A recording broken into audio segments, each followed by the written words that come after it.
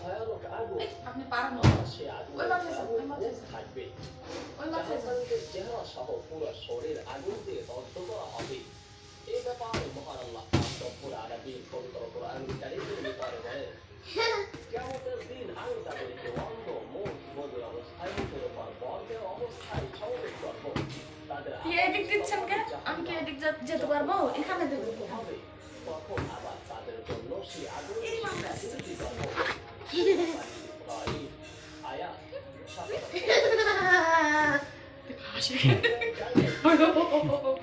যাদের আল্লাহ হালকা হবে তারা নিজেদের ক্ষতি করেছে, আর তারাই থাকবে সেই স্থায়ী জাহান্নামে। আগুন তাদের মুখমণ্ডল দগ্ধ করবে এবং তারা সেখানে বিভৎস চেহারায় থাকবে। সূরা উঁচু করে দিতে হয় আব্বা। এভাবে দেখেন। বন্ধুরা, জাহান্নামের আযাব অত্যধিক ভয়ঙ্কর।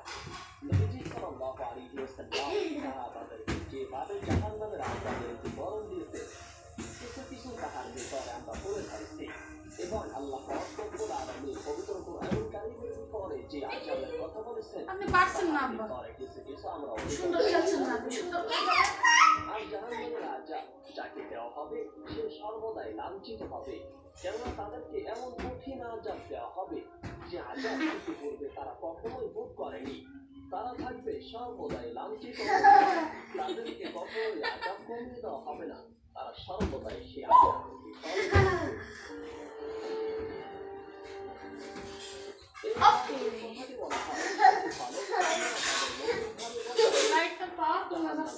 যতবার আযাব দেওয়া হবে ততবার তাদের চামড়া কিন্তু আগে দিলে কিন্তু চামড়া আবার নতুন ভাবে অর্থাৎ চামড়া পরিয়ে ফেলা হবে, তা আবার পড়ে গেলে নতুন চামড়া গজাবে, আবার পুনরায় তা পরিয়ে ফেলা হবে।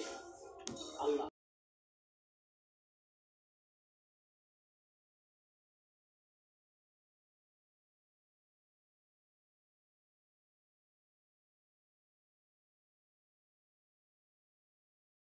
যখন তাদের তখন সেই স্থানে আবার নতুন আমার দিকে ঘুরে দাঁড়া যেন তারা শাস্তি ভোগ করে, আর এইভাবেই তাদেরকে শাস্তি ভোগ করতে হবে। তাদের কাছে ফলে সেখানে তারা চিরস্থায়ী আযাবের বাসিন্দা হবে।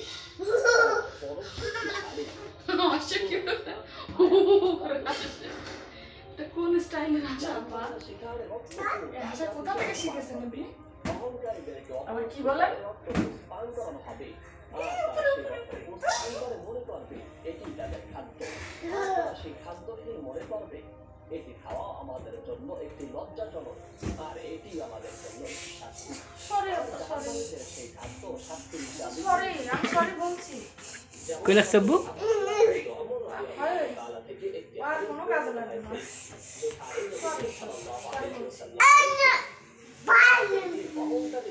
মানুষের আকৃতিতে পিঁপড়ার মতো স্বাভাবিক করা হবে, সব দিক থেকে তাদের লাঞ্ছনা করা হবে। পরে তাদের তাওলাস নামের বাসিন্দা সারায় তাদেরকে নেওয়া হবে, কঠিন আগুন তাদের দিকে হ্রাস করবে, আর তাদেরকে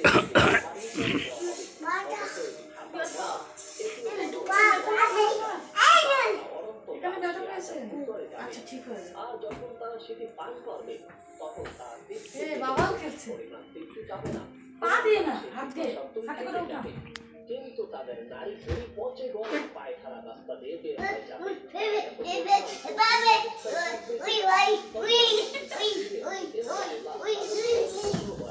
নিয়ে আসেন নিয়ে আসেন।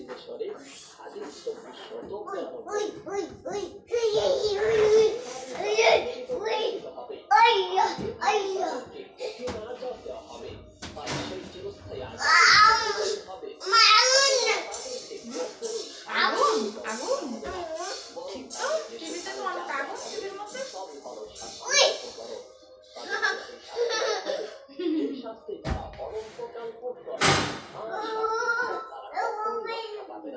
এটি আল্লাহ রব্বুল আলামিনের ওয়াদা। জাহান্নামীদের শরীর হবে অত্যন্ত ভয়ঙ্কর, যেটি হবে অত্যন্ত বিশাল। জাহান্নামের কাফেরদের শারীরিক গঠন হবে অস্বাভাবিক বড়। এই ব্যাপারে হযরত আবু হুরায়রা রাদিয়াল্লাহু তাআলা থেকে একটি হাদীস বর্ণনা করা হয়। সেখানে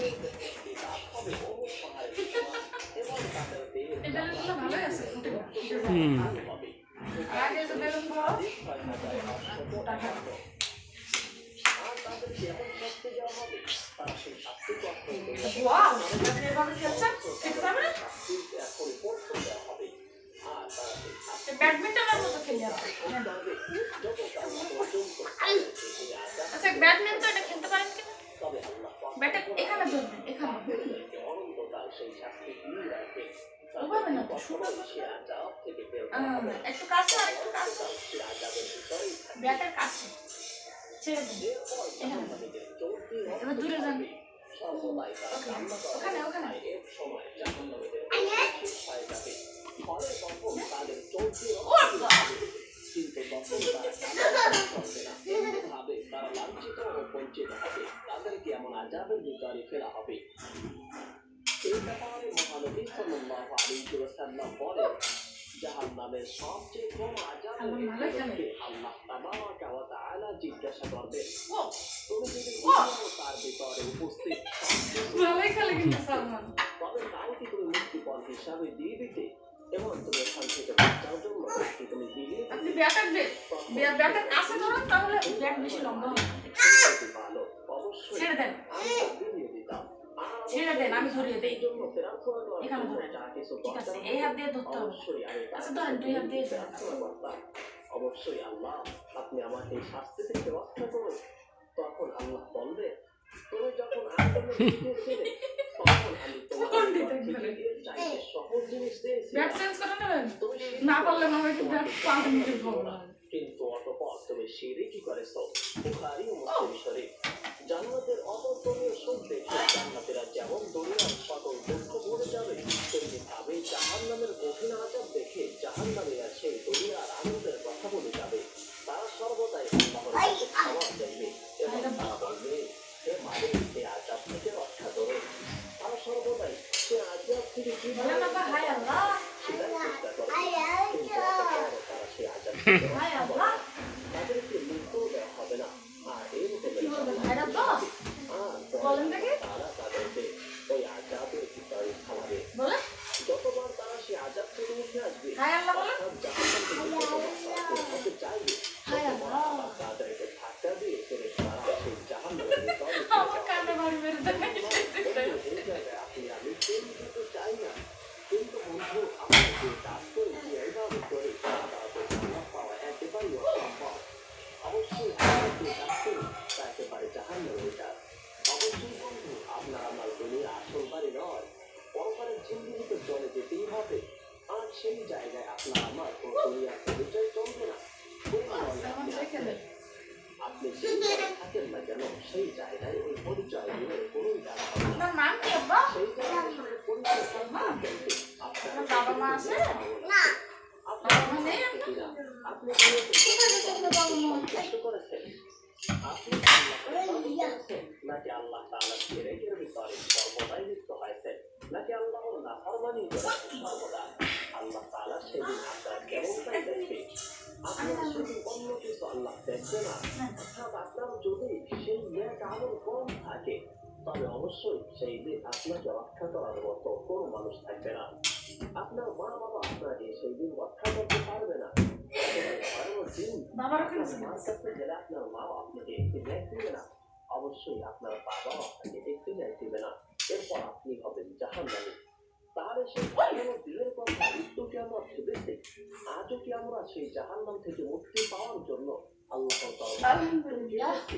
কখনোই তো না বন্ধু আপনার আমার জিন্দগি এভাবে যদি অবহেলায় কাটিয়েছে তবে হয়তো আমরা সেই আযাব থেকে কিছুই রক্ষা পাবো আর আল্লাহ অবশ্যই পরিচালনকে ভালোবাসে দয়া করে হয়তো যদি দয়া না করতে তবে অবশ্যই আল্লাহ জান্নাত তৈরি করতো না তবে অবশ্যই আল্লাহ দুনিয়াতে কোনো সেসব শেষ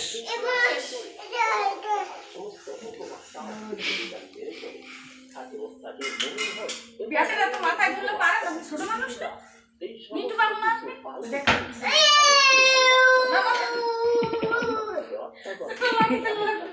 কোথেকে শিখছে এটা আপনি আমি জান্নাতের অধিবাসী হব না আপনাকে আমাকে পুরো মাসটা আমার পায়ে ব্যথা পেয়েছি না? আমার পায়ে ব্যথা লাগছে না? আল্লাহ তাআলা আমাদের সকলকে একসাথে জান্নাতে যাওয়ার তৌফিক দান করুন। আমিন।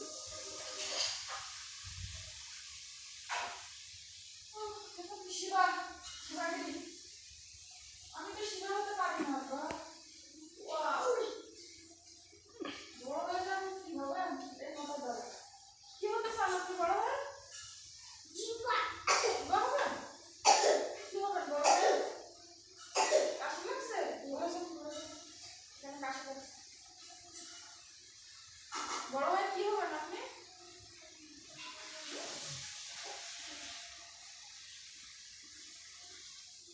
আমাদের প্রিয় নবী তখনও পৃথিবীতে ভূমিষ্ঠ হয়নি। সময়টা ছিল তখনকার আরব সমাজ যখন অন্ধকারে ডুবেছিল। সেই সময়টাকে বলা হতো আইয়ামুল জাহিলিয়াত, অর্থাৎ অন্ধকার যুগ। আরব সমাজে তখন আইন কানুন, নীতি নৈতিকতা আব্বু এদিকে আসো, এদিকে আসো আব্বু। এখানে কে করেন? আসেন, এখানে।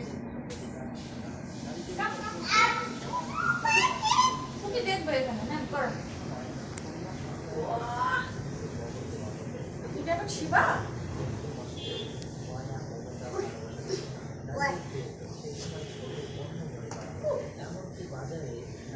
খুলে যায়। আপনি এক্সারসাইজ করেন একটু দেখি। অনেকদিন এক্সারসাইজ করেন না।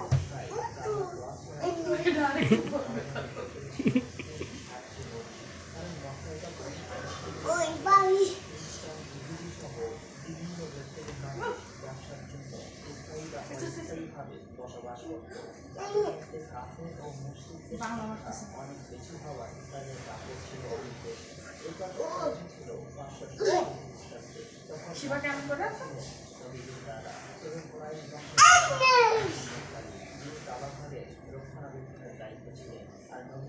আব্বু ওঠো, টাকার করা লাগবে না, ওঠো। উঠে দাঁড়ান, শেষ। বলেটাই বাবা। বাবা, উঠে দাঁড়ান, শেষ। আর করতে হবে না। শীত লাগে না? ওঠো। শীত লাগছে।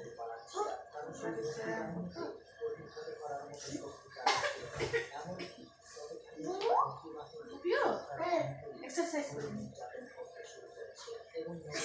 তোর মতন মাথা ঘুমাই গেছে। তারপর আবার উঠে দাঁড়া। ঘাড়ে ঘাড়ে। তখনই দেখা যায় নবীর দাদা আবু তালেব এসে আব্দুল মুত্তালিবকে মক্কার বাবা, আমরা ওই হস্ত বাহিনীর সাথে যুদ্ধ করতে পারবো না। ইচ্ছা যে কিছু একটা করতে।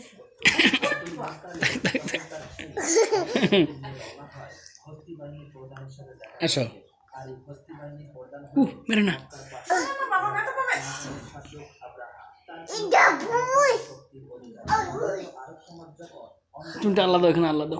সমগ্র পৃথিবীর বেশিরভাগ মানুষ লাল কাপড়ের সাথে কাটাই করে ধর্ম রাখছে। হলো শ্রেষ্ঠ ধর্ম, সত্য ধর্ম এবং শান্তির ধর্ম। তাই বিভিন্ন প্রান্তের মানুষেরা আল্লাহ, ব্যথা লাগবে, ব্যথা লাগবে। হজ করার জন্য ওটা। মক্কায় আসতো। ইসলাম ওটা। ধর্মের গ্রহণযোগ্যতা দেখে আব্রাহা তার ক্ষমতার দাপটে ইয়ামেনের রাজধানী সানাকে লাল কাপড়টা কাবার মতো একটি বাড়ি থেকে আনছিলাম সেটা না? কারণ আব্রাহা কি জানি? মানুষ ওই যে একবার আনছিলাম এবং তার তৈরি জিনিসটাতে বেশি বেশি আসতো। কিন্তু আব্রাহা যখন দেখে যে তার চাওয়া কোনো পূরণ হচ্ছিল না, আব্রাহা তখন জাহাজে পড়ে।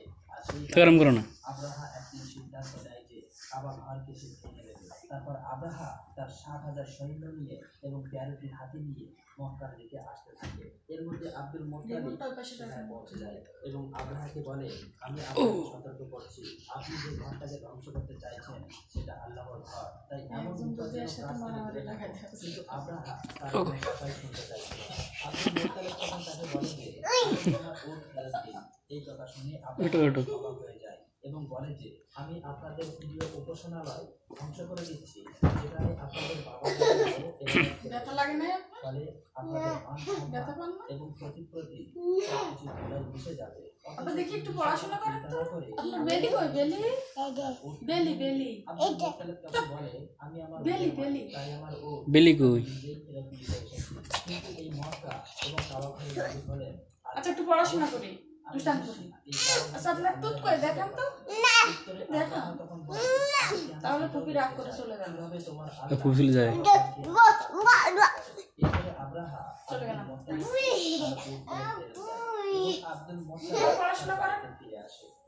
পড়াশোনা করো। আপনার হেড কই? হেড দেখাও, হেড দেখান। হেড দেখাও। আপনার যখন দেখেন তো। সীমানার মধ্যে চলে আসে তখন তারা আর সামনের দিকে হেড দেখাও, হেড দেখাও। আটকে পড়েছে।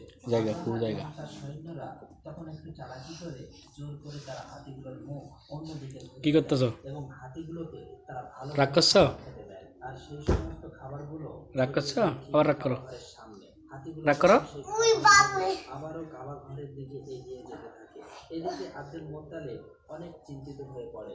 ভারাক্রান্ত মন নিয়ে আব্দুল মোত্তালেব কাবা ঘরের সামনে চলে আসে। কাবা ঘরের দরজায় একটি শিকল ছিল। আব্দুল মোত্তালেব সেই শিকলটিকে শক্ত করে চিপে ধরে আর কাবা ঘরের দরজার উপর মাথা রাখে। এরপর মহান আল্লাহ তাআলার কাছে দোয়া করে বলে, হে আল্লাহ, এই ঘর তোমার আর এই ঘরকে রক্ষা করার দায়িত্ব তোমার। আমরা তো শুধুমাত্র তোমার গোলাম, তোমার বান্দা। আমাদের কি হয়েছে? কিন্তু ঠিক তখনই আকাশ থেকে আব্দুল মোত্তালেব একটা আওয়াজ শুনতে পায়। তাই সে ধীরে ধীরে সামনের দিকে এগিয়ে আসে। ঠিক তখনই তিনি দেখতে পায় আকাশ থেকে শত শত আবাবিল পাখি ধেয়ে আসছে মক্কার দিকে। এক দৃষ্টিতে পাখিগুলোর দিকে তাকিয়েছিল আর মনে মনে ভাবছিল, এটাই হয়তো আল্লাহর কাছ থেকে প্রেরিত রহমত, যেটা আর কাবা ঘরকে রক্ষা করবে। তা না হলে এত আবাবিল পাখির কেন এখানে আসবে?